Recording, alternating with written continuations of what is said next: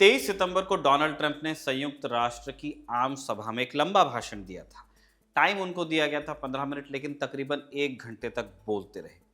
24 सितंबर को हमने राजदूत में आपको ट्रंप के भाषण और उसमें छिपे हुए संकेतों के बारे में बताया था। ट्रंप ने यूरोप को आगाह किया था कि आपने अगर इमिग्रेशन नहीं रोका तो पक्के से देश आपके तबाह होंगे। लंबे वक्त तक डोनाल्ड ट्रंप की इन बातों को रेसिस्ट और दक्षिणपंथी एजेंडा बताकर खारिज किया गया है, लेकिन तस्वीर का एक दूसरा पहलू भी है।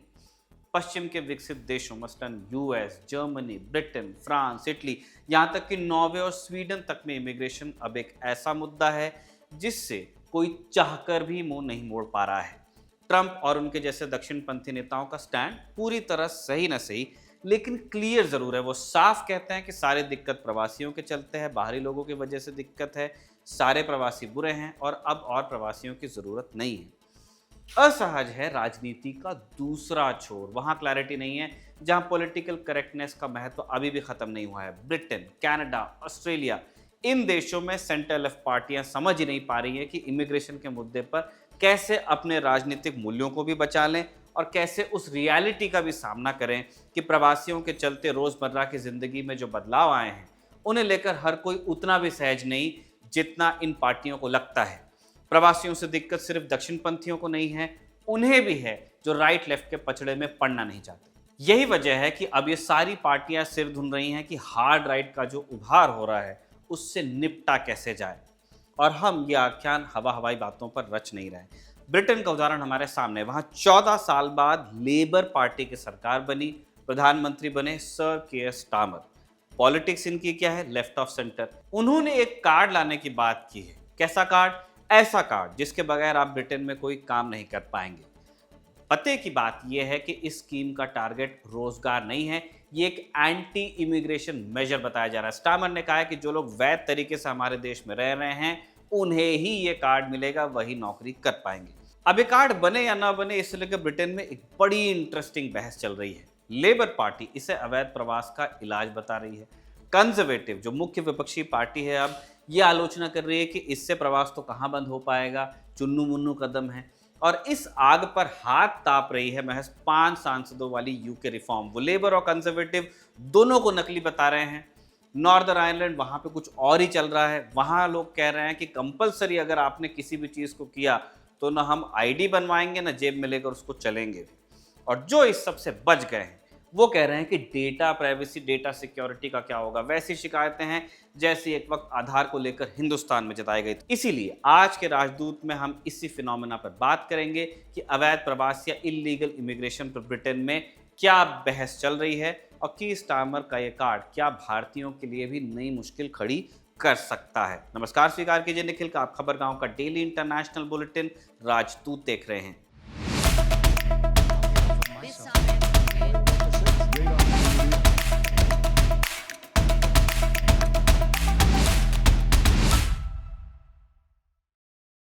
ब्रिटेन के इस नए आधार कार्ड पर लेफ्ट राइट सेंटर हर तरफ से आ रहा है ऐतराज में एक लाइन कॉमन है, but it won't stop the boats. यानी कार्ड तो बनवा लोगे लेकिन नावें कैसे रुकेंगी। आप अगर इस एक लाइन का मर्म समझ गए तो आप आधी लड़ाई जीत गए इस टॉपिक को समझने में। ब्रिटेन को इस बात पर बड़ा घमंड है कि वो कॉन्टिनेंटल यूरोप से अलग है, टापू है एक जिस पर सिर्फ ब्रिटिश लोग रहते हैं। प्योरिटी बनी रहे इसलिए ब्रिटेन का टापू बने रहना ही अच्छा है। इसी तर्क पर ब्रिटेन में लंबे समय तक चैनल टनल का भी विरोध होता रहा। खैर, ब्रिटेन एक टापू है, यानी जिस तरह मेक्सिको से अवैध प्रवासी अमेरिका में घुस सकते हैं उस तरह डंकी रूट से ब्रिटेन जाना संभव नहीं है। लेकिन आप ब्रिटेन के आंकड़े उठाएंगे तो नजर आएगा कि अगस्त 2024 से सितंबर 2025 यानी सिर्फ 13-14 महीने में 50,000 अवैध प्रवासी ब्रिटेन पहुंचे हैं। ये लोग आए कैसे? नाव पर। अफ्रीका और मध्य पूर्व से प्रवासी पहले फ्रांस पहुंचते हैं और फिर फ्रांस के उत्तरी तटों से नाव पर सवार होकर इंग्लिश चैनल पार करते हैं। बहुत खतरनाक सफर है। छोटी छोटी नाव पर 100 लोग सवार होते हैं। कितने ही लोग बीच समंदर गिर भी जाते हैं, मर जाते हैं। इंग्लिश चैनल के इस पार यानी ब्रिटेन वाली तरफ ये लोग ऐसी जगह से ब्रिटेन में दाखिल होते हैं जहां एजेंसियों की निगरानी नहीं होती। 27 सितंबर को ही एक छोटी सी नाव पर 125 अवैध प्रवासी सवार होकर ब्रिटेन पहुंचे। ये अपने आप में एक रिकॉर्ड है। इससे पहले अगस्त 2025 में एक नाव पर 106 लोगों का रिकॉर्ड था। लगातार हो रहे इसी अवैध प्रवास को लेकर ब्रिटेन की राजनीति गर्म है। यूके रिफॉर्म जैसी पार्टियां ट्रम्प वाली लाइन पर हैं कि सारे प्रवासी बुरे हैं, इन्हें होटल में रखना है तो हम किराए के घर में क्यों सड़ें, टैक्स हमारा है तो इलाज इनका क्यों, टाइप के नारे वो लगाते हैं। ये है ब्रेग्जिट ऑन स्टेरॉइड्स। ब्रिटेन के ईयू से बाहर निकल आने की वकालत करने वाले भी यही कहा करते थे कि हमारा पैसा बाकी यूरोप पर क्यों खर्च हो रहा है, ये पैसा बचा लिया तो एनएचएस सुधर जाएगा। अगर एनएचएस सुधरा है और आप ब्रिटेन से इसको देख रहे हैं तो आप कमेंट बॉक्स में लिख के बता सकते हैं। तो बता हम आपको ये रहते कि क्लियर स्टैंड है हार्ड राइट के पास। दिक्कत में है लेबर और कंजर्वेटिव जैसी पुरानी पार्टियां जिन्होंने लंबे वक्त से प्रवासियों को लेकर करुणा का रुख रखा है, लेकिन बीते 10 सालों में प्रवासियों के चलते बढ़ते टकराव और उससे उपजी राजनीति ने इन्हें भी मजबूर किया। मिसाल कीयर स्टार्मर का ब्रिट कार्ड ही है। स्टार्मर सरकार ने इस डिजिटल आई कार्ड की तुलना भारत के आधार से की है। पीटीआई की रिपोर्ट के मुताबिक स्टार्मर सरकार ने इस योजना के बारे में कहा है कि भारत का जिक्र उन्होंने किया और जोड़ा कि आधार कार्ड की मदद से भारत सरकार ने कई कल्याणकारी योजनाओं का आसानी से लागू किया, फ्रॉड को रोका। इससे हर साल सरकार को लगभग 10 अरब अमेरिकी डॉलर की बचत भी हुई। ये दावा है। ब्रिट कार्ड को स्टार्मर अपना कार्यकाल पूरा होने से पहले लागू कर देना चाहते हैं, यानी 2029 से पहले। इसी साल ब्रिटेन में नए चुनाव भी होंगे। इन चुनावों में अवैध प्रवास सबसे बड़े मुद्दों में से एक होगा। ब्रिटेन में आ रहे बदलाव को आप स्टार्मर की स्पीच में भी नोटिस कर सकते हैं कि स्टार्मर ने ग्लोबल प्रोग्रेसिव एक्शन कॉन्फ्रेंस में ऑस्ट्रेलिया के प्रधानमंत्री एंथनी अल्बनीज और कनाडा के प्रधानमंत्री मार्क कार्नी के सामने कहा कि हमारी पार्टियां लोगों से उनके मुद्दों से भटक गई थी। हमारी पार्टी का मतलब क्या? ब्रिटेन, ऑस्ट्रेलिया और कनाडा, तीनों मुल्कों में लेफ्ट ऑफ सेंटर पार्टियों का ही राज है। स्टार्मर ने यह भी कहा कि फेयर वेज के सिद्धांत और विदेशी मजदूरों के शोषण को कंपैशनेट लेफ्ट पॉलिटिक्स नहीं कहा जा सकता। इशारा देशवासियों को नौकरी पहले दो, प्रवासियों को बाद में। बस भाषा ट्रम्प की तरह नफरती नहीं है। स्टार्मर ने आगे कहा कि हर देश का अपनी सीमाओं पर नियंत्रण होना चाहिए। हमें मालूम होना चाहिए कि हमारी सीमाओं के भीतर मौजूद लोग वास्तव में हैं कौन। कल्चर की तरफ हिंट है। स्टार्मर ने इस भाषण में स्वीकार किया कि अगला चुनाव लेबर और रिफॉर्म यूके के बीच सीधा मुकाबला होना चाहिए। सादी भाषा में प्रवास के मुद्दे पर लेफ्ट और राइट की सीधी लड़ाई। एक तरफ पॉलिटिकल करेक्टनेस, दूसरी तरफ पॉलिटिकल इनकरेक्टनेस का गुणगान, उसका सेलिब्रेशन। बुरा लगता है, कोई बात नहीं, हम बोलेंगे तो बोलेंगे। सिर्फ 5 सांसदों वाली पार्टी को लेकर ब्रिटिश प्रधानमंत्री का यह बयान बताता है कि अवैध प्रवास का मुद्दा बिल्कुल ब्लैक एंड वाइट भी नहीं है कि अच्छे लोग एक तरफ हैं, बुरे लोग दूसरी तरफ। कुछ दक्षिणपंथी नेताओं ने इसे मुद्दा भले बनाया हो, लेकिन समाज का एक बड़ा हिस्सा इस मुद्दे को लेकर राय रखता है। ये उनकी चिंता का हिस्सा है। लोग अफेक्ट हो रहे हैं। वापस लौटते हैं ब्रिट कार्ड पर। ब्रिटेन के नागरिक और वो लोग जो वैध तरीके से ब्रिटेन आए हों इसके लिए अप्लाई कर सकते हैं, यानी लीगल रेजिडेंट्स को ये मिल जाएगा, चाहे वो सिटीजन हो या ना हो। 2 मुख्य उद्देश्य इसके बताए जा रहे हैं। नंबर 1 तो वही जैसा हमने आपको बताया, गैर कानूनी रूप से काम करने वालों को काम नहीं करने देना है ताकि इमिग्रेशन नियंत्रण बेहतर हो सके पहले से। दूसरा उद्देश्य है पब्लिक सर्विसेज जैसे कि driving licence, welfare, child care, tax record जैसे कामों की प्रक्रिया को आसान बनाना। सरकार का प्लान ये है कि ये आईडी डिजिटल तरीके से लोगों के स्मार्टफोन पर एक डिजिटल वॉलेट के रूप में रहेगी। जब इसका ऐलान हुआ, कई लोगों ने कहा कि उनके पास स्मार्टफोन है ही नहीं। ब्रिटेन के मीडिया में उम्र दराज लोगों के इंटरव्यू छपे हैं जो कह रहे हैं कि हम अपना फ़ोन अपने साथ रखते ही नहीं। ऐसे में सरकार कह रही है कि बिना स्मार्टफोन के भी इसे रखने की व्यवस्था बनाई जाएगी। सरकार का ये भी कहना है कि आपको हर वक्त इस आईडी को फ्लैश करने की ज़रूरत नहीं है। जब आप कहीं काम शुरू करने जाएंगे तभी आपसे इसे मांगा जाएगा। अब इस आइडिया में दिक्कतें कई हैं जिनकी वजह से विरोध हो रहा है। 3 बड़ी दिक्कतें तो हम आपको गिना देते हैं। नंबर 1, डेटा लीक की आशंका। लोगों का कहना है कि अगर इतना बड़ा डेटा एक साथ एक जगह स्टोर किया जाएगा तो क्या गारंटी कि इसका गलत इस्तेमाल नहीं होगा। सोशल मीडिया प्लेटफॉर्म के जरिए ऐसा किया भी जा चुका है। फिर सरकार बदलती भी रहती है। ये डेटा हर सरकार के पास जाएगा, वो उसका अपने तरीके से इस्तेमाल करेंगी, इसकी भी आशंका है। दूसरी दिक्कत लोग ये बता रहे हैं कि स्टार्मर का आइडिया तो यही समझ में आ रहा है कि इस आईडी कार्ड से उन लोगों को काम नहीं मिलेगा जो अवैध रूप से ब्रिटेन में रह रहे हैं, जिनके पास ज़रूरी दस्तावेज नहीं है। लेकिन ये बात स्टार्मर खुद अच्छी तरह से जानते होंगे कि अवैध प्रवासी एमएनसीज में तो काम नहीं करते, या ऐसी जगह जहां दस्तावेज़ों की ज़रूरत होती है वहां काम नहीं करते। अक्सर ये लोग रेस्टोरेंट, होटल जैसी जगहों पर काम करते हैं जहां बिना जांच पड़ताल के रख लिया जाता है लोगों को। इसलिए कहा जा रहा है कि इस कार्ड का असल मकसद तो पूरा नहीं हो पाएगा। तीसरी दिक्कत लोग क्या बता रहे हैं, अवैध लोगों को रोकना सरकार की जिम्मेदारी थी। इस कार्ड से तो ब्रिटेन में रह रहे वैध लोगों की पहचान होगी। वो लोग जो नाव में बैठकर इंग्लिश चैनल पार कर रहे हैं, उनका इस कार्ड से क्या बिगड़ेगा? इसलिए इस कार्ड पर एक सवाल और उठाया जा रहा है। भले ही स्टामर ने इन सब सवालों के जवाब अभी न दिए हों, लेकिन उनकी बदलती राजनीति पर हल्ला मचने लगा है। इसे थोड़ा और विस्तार से समझते हैं। जुलाई 2024 में ब्रिटेन में चुनाव हुए। लेबर पार्टी ने चुनाव जीती, 650 में से 441 सीटें मिली उनको। इस जीत का पूरा श्रेय दिया गया कीर स्टामर को, क्योंकि उन्हीं की लीडरशिप में चुनाव लड़ा गया था। इतनी बड़ी जीत लेबर पार्टी को इससे पहले 1997 में मिली थी, टोनी ब्लेयर के ज़माने में।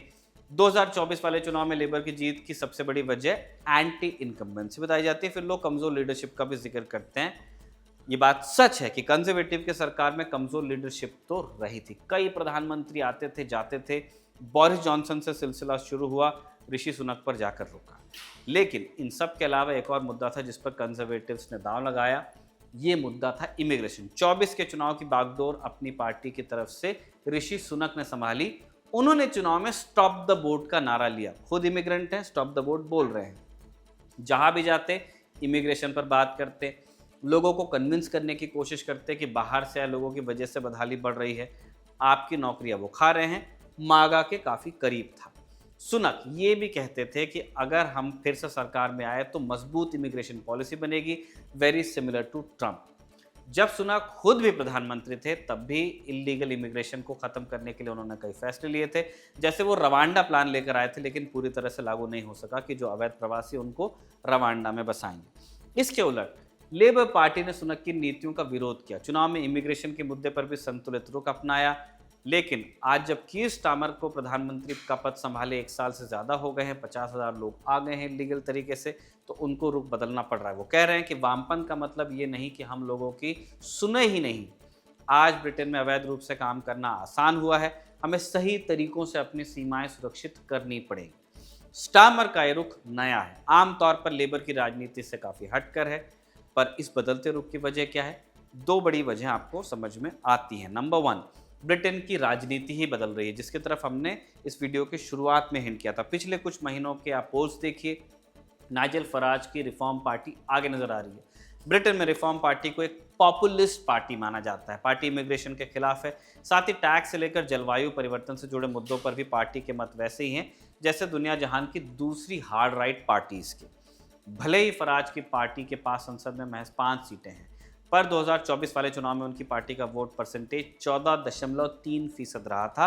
बहुत अच्छा नंबर माना जाता है। दर्जनों सीटें ब्रिटेन में ऐसी थी जहां रिफॉर्म पार्टी का जो कैंडिडेट था वो नंबर 2 या 3 पर रहा। कुछ वोट की वजह से ही उनकी हार हुई। फराज कहते हैं कि मैं अगले चुनाव तक बड़ा आंदोलन खड़ा करूंगा, 2029 में पूरी ताकत से लड़ूंगा।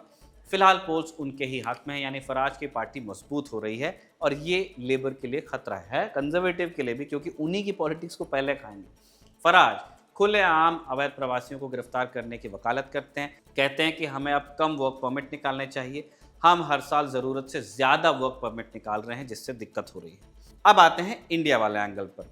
भले ही फराज खुद भारत से आए प्रवासियों को कुछ न कहते हों, लेकिन उनकी रिफॉर्म पार्टी के नेता कुछ मौक़ों पर ऐसी टिप्पणी करते पाए गए। फराज ऋषि सुनक पर बेझिझक बोलते हैं। उन्होंने एक बार ये कह दिया था कि वो हमारा कल्चर नहीं समझते, और जानते हैं क्यों? क्योंकि उनकी चमड़ी गोरी नहीं है और वो भारतीय मूल के हैं। ये फराज के शब्द थे। स्टामर के बदलते रुख की दूसरी वजह वो खुद भी हैं। ब्रिटेन में लेबर की राजनीति बहुत बदली। एक समय था जब जेरेमी कॉर्बिन पार्टी संभालते थे, तब लेबर की नीतियां वाकई लेफ्ट विंग पॉलिटिक्स से जुड़ी लगती थी। पब्लिक सेक्टर का विस्तार चाहते थे, अमीरों पर टैक्स, और विदेश नीति में एंटी वॉर स्टैंड होता था। स्टामर ने शुरुआत में कॉर्बिन के कई विचारों को सपोर्ट किया, लेकिन बाद में उन्होंने पार्टी को सेंटर लेफ्ट की तरफ मोड़ा। वो पूरी तरह से पब्लिक सेक्टर के विस्तार की जगह बैलेंस्ड अप्रोच की बात करते हैं, बिजनेस फ्रेंडली होने की कोशिश करते हैं, ताकि मिडिल क्लास और कॉर्पोरेट सेक्टर का भरोसा भी उन पर बना रहे। कॉर्बिन की तरह नेटो या इजराइल पर बहुत सख्त स्टैंड लेते आपको स्टामर दिखाई नहीं देंगे। अलग बात है कि उन्होंने रिकग्नाइज किया है फिलिस्तीन को। अमेरिका और यूरोप से भी इन्होंने पक्की दोस्ती रखी हुई है। पुतिन के खिलाफ उनके बयान आप शायद नहीं सुनते हो। भले ही स्टामर इमिग्रेशन पर सुनक जितना कड़ा रुख न रखते हो, पर अब उन्हें बात समझ में आ गई है कि ब्रिटेन की जनता के बीच ही एक बड़ा मुद्दा है। बाहर से आए लोगों की संख्या बढ़ना वहाँ के लोगों के लिए मायने रखने लगा है। क्यों? क्योंकि वहाँ लोग आ तो रहे हैं। और इसके कारण क्या है, 4 कारण हम आपको देते हैं। पहला तो औपनिवेशिक इतिहास है, कॉमनवेल्थ वाला लिंक। हिंदुस्तान, पाकिस्तान, बांग्लादेश, नाइजीरिया जैसे देशों के ब्रिटेन से ऐतिहासिक रिश्ते हैं, ये कॉलोनीज थी। कॉमनवेल्थ देशों के नागरिकों का लंबे समय तक वीज़ा, शिक्षा और काम में तुलनात्मक आसानी उनको मिलती है। ब्रिटेन में भारतीय मूल के लोगों की संख्या लगभग 18 लाख है, वहीं पाकिस्तानी मूल के लगभग 15 लाख लोग वहाँ रहते हैं। दूसरा बिंदु, ब्रिटेन में स्टूडेंट वीज़ा और स्किल्ड वर्कर वीज़ा कई दूसरे देशों की तुलना में आसानी से मिलता है। जैसे अमेरिका का H1B वीज़ा लेना मुश्किल है, लॉटरी सिस्टम वहाँ पे है, रिजेक्शन है, अब $1 लाख एक्स्ट्रा देने पड़ेंगे। भाई ब्रिटेन भारत के बीच हाल ही में जो फ्री ट्रेड डील हुई है उसमें इंडियंस को थोड़ी आसानी होने लगी है, या ऐसी बातें कही जा रही है। भले ही ब्रिटेन 2020 में EU से निकल गया हो, अब भी वो European convention on human rights यानी ECHR की संधि को मानता है। इस संधि के मुताबिक ब्रिटेन में रह रहे तमाम लोगों के मानवाधिकार का ख्याल रखा जाना है। ECHR की वजह से किसी भी असाइलम सीकर को मनमाने तरीके से डिपोर्ट नहीं किया जा सकता, जैसे US में अब होने लगा है। चौथा बिंदु, ब्रिटेन में कई क्षेत्रों में कामगारों की कमी है, खासतौर पर पब्लिक हेल्थ सेक्टर में। ऐसे में काम करने के लिए यहाँ आना आसान हो जाता है क्योंकि उनकी रिक्वायरमेंट है। डॉक्टर जयशंकर ने भी कहा कि पॉपुलेशन का पैटर्न ही इस तरह का है कि इन देशों को लोगों की ज़रूरत पड़े। तो इन सब वजहों से लोग ब्रिटेन आना चाहते हैं, नहीं आ पाते हैं तो अवैध तरीके अपनाते हैं। कौन से अवैध तरीके? कुछ लोग छोटी नावों में छिप कर आते हैं, तो कभी कभार ट्रक्स और कंटेनर्स में भी आते हैं, जो चैनल टनल में ट्रेन चलती हैं उस पर ट्रक आता है उसमें। कोई व्यक्ति वैध वीज़ा पर आता है, जैसे स्टूडेंट या वर्क वीज़ा पर, लेकिन वीज़ा एक्सपायर होने के बाद ब्रिटेन में रह जाता है, वापस नहीं जाता। इसे ओवरस्टे कहा जाता है तो ये अवैध, गैरकानूनी भी है। कुछ लोग असाइलम सीकर बनकर भी आते हैं और यहीं वो रुक जाते हैं। ब्रिटेन में अवैध रूप से रह रहे भारतीयों की तादाद बढ़ती जा रही। 2023 में इसमें 60% का उछाल देखा गया। 2023 में ही 5000 से ज़्यादा भारतीयों ने असाइलम के लिए आवेदन किया था। हमें नहीं पता कि वहाँ कितने भारतीय अवैध तरीके से रह रहे हैं, पर जब से कट्टर दक्षिणपंथी और नियोनाजी गुटों का ट्रेंड बढ़ा है ब्रिटेन में, भारतीयों के लिए भी खतरा पैदा हुआ है, क्योंकि ऐसे लोगों के लिए अस वर्सेस दम का सबसे बड़ा पैमाना चमड़ी का रंग ही है। भले ही नाइजल फराज जैसे लोग सीधे भारतीयों को टारगेट न करते हों, लेकिन आज नहीं तो कल भारतीयों का नंबर यहाँ आना ही है। तो ये था ब्रिटेन में इमिग्रेशन पर अध्याय। अब चलते चलते आपको एक अपडेट मोल्दोवा से दे देते हैं। वहाँ की pro West Party of Action and Solidarity ने चुनावी जीत हासिल कर ली है। पहले ही राउंड में उनकी कैंडिडेट माया सैंडो ने 50% से ज़्यादा वोट हासिल कर लिए हैं। ये मोल्दोवा की मौजूदा राष्ट्रपति भी हैं। इन्होंने ही इल्ज़ाम लगाया था कि रूस चुनाव को प्रभावित करने की कोशिश कर रहा है। इस पर हमने 26 सितंबर के राजदूत में विस्तार से चर्चा की थी। लिंक देखना चाहते हैं तो लिंक आपको डिस्क्रिप्शन में मिल जाएगा। इसी के साथ आज का राजदूत कंक्लूड होता है। इसे साजिद ने लिखा और निविन ने इसे रिकॉर्ड किया। आप देखते रहिए खबरगाम।